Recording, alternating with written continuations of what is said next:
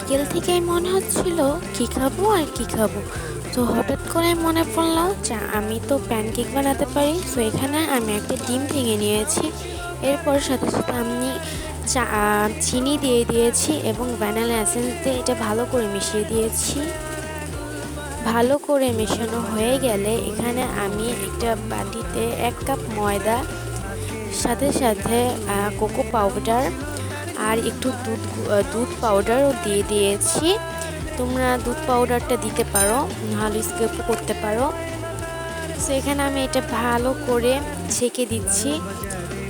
ছাঁকা হয়ে গেলে এটা আমি ভালো করে মিশিয়ে দিয়েছি। এখানে তোমরা ঘন হয়ে গেলে ব্যাটারটা একটু জল দিয়ে দিও তোমরা। এখানে আমি জল দিয়েছিলাম, সাথে সাথে তেলও দিয়েছি, বাট এটা ভিডিও করা হয়নি। সো দেখতেই পাচ্ছ, যখন এখানে ফুটফুট হয়ে যাবে তখনই বুঝে যাবে তোমাদের প্যানকেক রেডি।